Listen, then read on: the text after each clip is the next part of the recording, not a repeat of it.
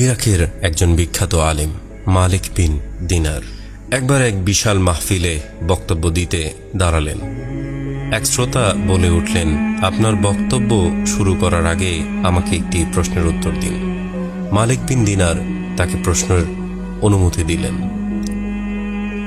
বয়স্ক শ্রোতা বললেন, আজ থেকে প্রায় 10 বছর আগে আমি আপনাকে মাতাল অবস্থায় পড়ে থাকতে দেখেছি।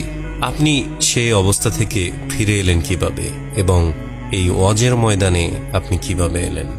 মালিক বিন দিনার কিছুক্ষণ মাথা নিচু করে রইলেন, তারপর বললেন, ঠিক বলেছেন, আমি সেই ব্যক্তি। শুনুন তাহলে। একদিন এক কদরের রাতে মদের দোকান বন্ধ ছিল। দোকানিকে অনেক অনুরোধ করে এক বোতল মদ কিনে বাসায় চলে আসলাম। বাসায় গিয়ে খাবো এই শর্তে।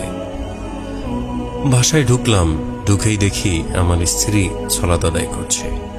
আমি আমার ঘরে চলে গেলাম এবং বোতলটা টেবিলে রাখলাম। আমার 3 বছরের শিশু মেয়েটা দৌড়ে এলো। টেবিলের সাথে ধাক্কা খেয়ে মদের বোতলটি মাটিতে পড়ে গেল। অবুঝ মেয়েটি খিলখিল করে হাসতে লাগলো। ভাঙা বোতলটি ফেলে দিয়ে আমি ঘুমাতে গেলাম। সে রাতে আর মদ খাওয়া হলো না আমার। পরের বছর আবার লাইলাতুল কদর এলো। আমি আবার মদ নিয়ে বাড়ি এলাম। বোতলটা টেবিলে রাখলাম। হঠাৎ বোতলটার দিকে তাকাতেই কান্নায় বুক ফেটে গেল।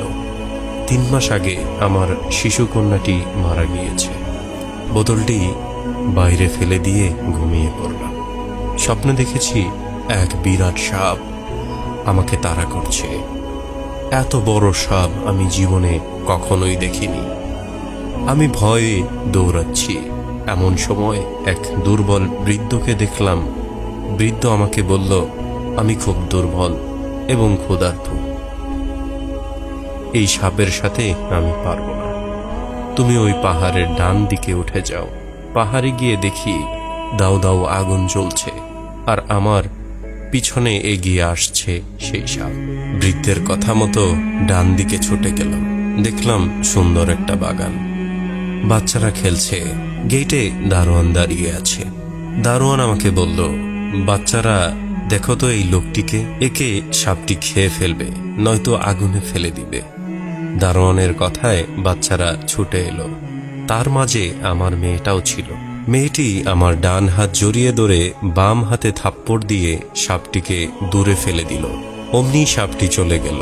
আমি অবাক হয়ে গেলাম এবং বললাম, মা, তুমি এত ছোট আর এত বড় সাপ তোমায় ভয় পায়?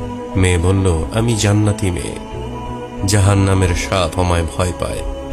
আব্বা, এই সাপকে তুমি চিনতে পারছো? আমি বললাম, না মা। আমার মেয়ে বলল, বাবা, এ তো তোমার নফস। নফসকে তুমি এত বেশি খাবার দিয়েছ যে সে আজ এত বড় এবং এত শক্তিশালী হয়েছে। সে তোমাকে আজ জাহান্নাম পর্যন্ত তাড়িয়ে নিয়ে এসেছে। মেয়েকে বললাম, পথে এক দুর্বল বৃদ্ধ আমাকে এখানে আসার পথ বলে দিয়েছে। সে কে? মেয়ে বলল, তাকেও চিনুনি? সে তোমার আত্মা, সে তোমার রূহ। তাকে তো কোনোদিনও খেতে দাওনি তুমি। সে না খেয়ে এতই দুর্বল হয়ে পড়েছে যে কোনো রকম বেঁচে আছে। সেদিন থেকে আমি আমার রূহকে খাদ্য দিয়ে যাচ্ছি আর নফসের খাবার একেবারেই বন্ধ করে দিয়েছি। চোখ বন্ধ করলে সেই ভয়াল রূপটি দেখতে পাই আর দেখি রূহকে, কত দুর্বল, হাঁটতে পারে না। ঝরঝর করে কেঁদে ফেললেন মালিক বিন দিনার। আল্লাহ তাআলা আমাদের সকলকে বোঝার তৌফিক দান করুক। আমিন ইয়া রাব্বাল